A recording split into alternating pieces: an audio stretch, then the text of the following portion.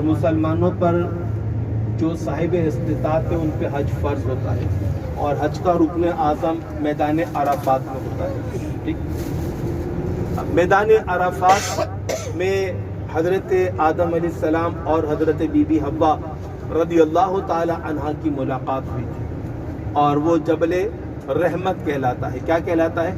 جبل رحمت. انشاءاللہ بھی ہم جبل رحمت کے سائے میں جائیں گے.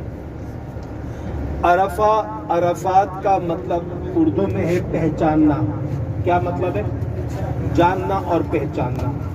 حضرت آدم علیہ السلام نے حضرت بی بی حوا رضی اللہ تعالی عنہا کو میدان عرفات میں پہچانا، اور راوی کہتے ہیں کہ اگر کوئی مکہ مکرمہ میں گم ہو جائے، وہ میدان عرفات چلا جائے، وہ اپنے گم شدہ حاجی کو پہچان لے گا، وہاں پہچان جائے گا، وہ مل جائے گا وہاں پر، یعنی گمی بھی چیز وہاں پر مل جاتی ہے.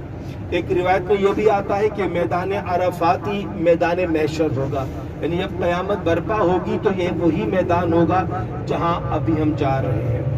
اور اس میدان عرفات کی ایک برکت اور فضیلت یہ بھی ہے کہ حضرت آدم علیہ السلام جب جنت سے دنیا میں تشریف لائے، آپ اللہ کی بارگاہ میں گڑ گڑاتے رہے، توبہ کرتے رہے، اور اللہ تبارک و تعالیٰ کی بارگاہ میں رجوع کرتے رہے.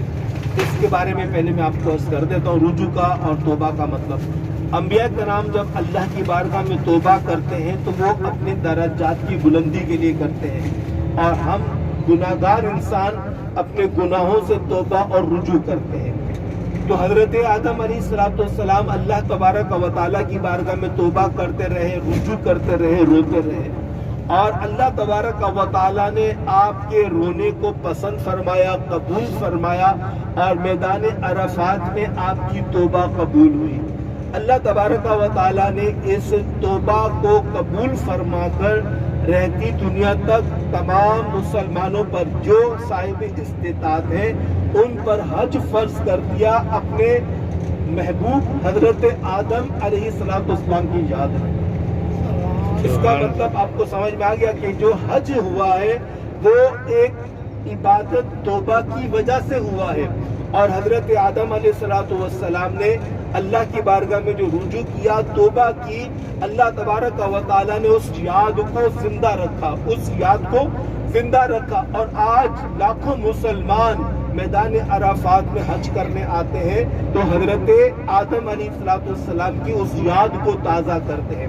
جیسے صفا مروہ کی یاد کس کو تازہ کرتی ہے؟ آواز نہیں آ رہی، امید ہے ناشتہ تو کیا ہوگا یا سو رہے ہیں آپ سب. صفا مروہ کی یاد حضرت بی بی ہاجرہ رضی اللہ تعالی عنہا کی یاد کو تازہ کرتی ہے، اس لیے کہ حضرت بی بی ہاجرہ رضی اللہ تعالی عنہا پانی کے لیے دوڑی تھی اور بار بار کعبہ شریف کو دیکھ رہی تھی، اور اسی دوران اللہ تبارک و تعالیٰ نے حضرت اسماعیل علیہ السلام جو بالکل خانہ کعبہ کے سامنے، باب کعبہ کے سامنے لیٹے ہوئے تھے اور یہ اپنی ایڑیاں رگڑ رہے تھے، اللہ تبارک و تعالیٰ نے ان کی مبارک ایڑیوں کے صدقے وہاں پر ایک کنواں جاری کر دیا، ایک چشمہ جاری کر دیا. حضرت بی بی ہاجرہ رضی اللہ تعالی عنہا نے جب وہ چشمہ دیکھا تو آپ نے عبرانی زبان میں، عبرانی زبان سمجھتے ہیں، ایک ہوتی عربی، ایک ہے عبرانی. تو جو پہلے قرآن پاک سے پہلے جو کتابیں نازل ہوئی وہ عبرانی زبان میں نازل ہوئی، تو آپ نے عبرانی زبان میں کہا زمزم. زمزم کا مطلب ہے رک جاؤ، ٹھہر جاؤ. تو آپ نے عبرانی زبان میں کہا زمزم، رک جا. تو کتاب میں لکھا ہے، راوی کہتے ہیں اگر آپ زمزم نہ کہتی تو مکہ مکرمہ کی پوری وادی پانی سے بھر جاتی. تو یہ زمزم نام اس لیے پڑا. تو حضرت بی بی ہاجرہ رضی اللہ تعالی عنہا نے جب وہ زمزم فرمایا تو وہ پانی کا پریشر رک گیا اور پھر وہ وہاں پر کنواں بنا. اور آج سارے مسلمان حضرت اسماعیل علیہ السلام کی ایڑیوں کی برکت سے جو پانی آیا اس کو برکت کے لیے پیتے بھی ہیں. اور روایت میں آتا ہے کہ جس نیت سے زمزم پیے گا اللہ اس کی وہ مراد پوری کر دے گا.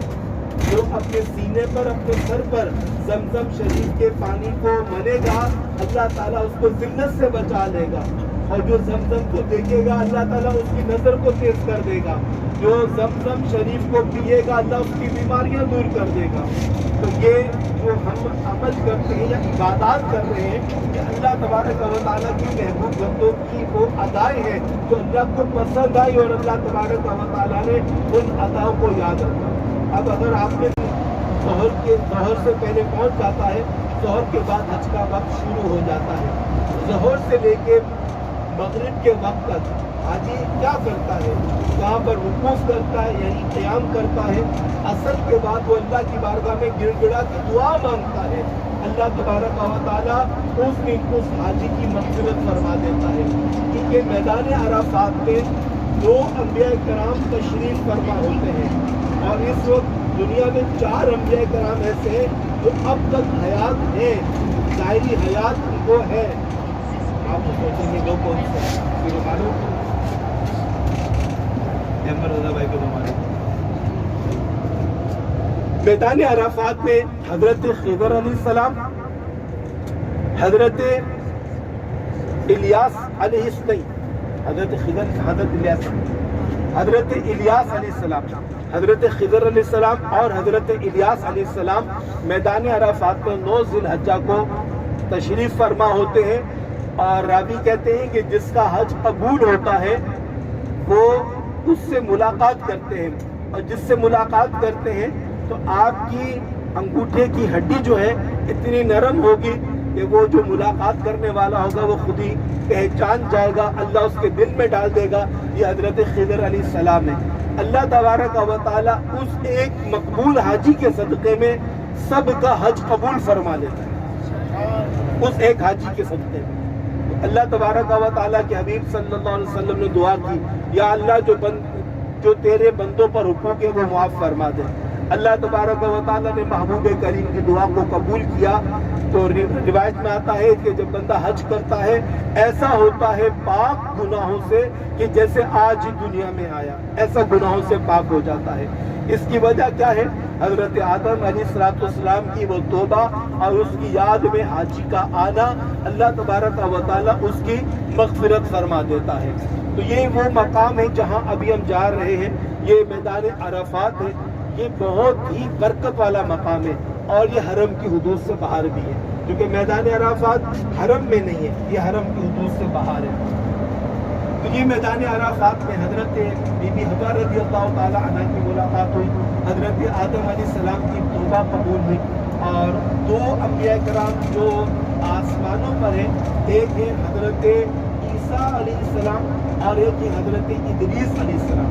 یہ دونوں انبیاء کرام آسمانوں پر ہیں، اور ان کو بھی ابھی ظاہری طور پہ موت کا معاملہ نہیں ہوا، ابھی تک کے حیات ظاہری حیات میں موجود ہے۔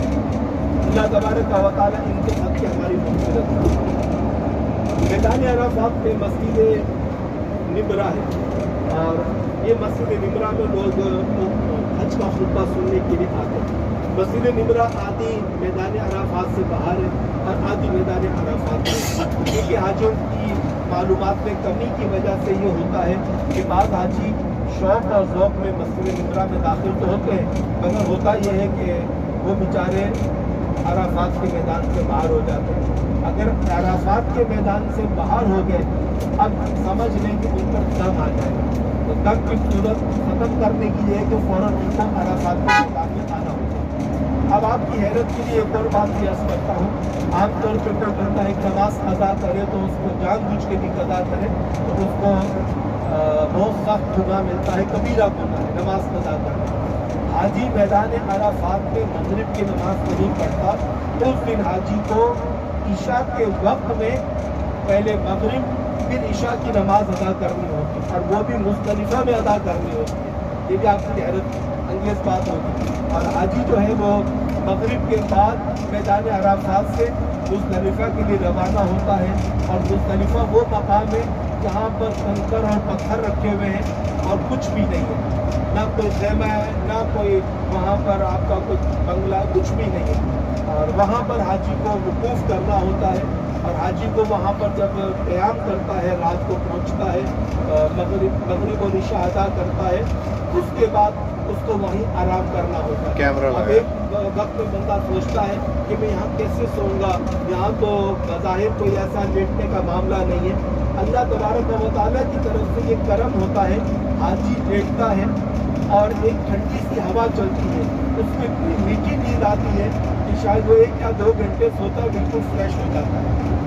सईद अजमल भाई 2015 हज पे हमारे साथ फैमिली के साथ ये कहने लगे साहिब भाई यार नींद कैसे आएगी, अभी भी हम जिक्र कर रहे थे, मैंने कहा आप लेटेंगे खुद ही नींद आ जाएगी। तो वो गद्दा वगैरह बिछा के हम लेट गए। अल्लाह तबारक व तआला कैसा करम हुआ कि सब ऐसे सो गए कि किसी को पता ही नहीं चला कि कंकर है पत्थर है क्या है।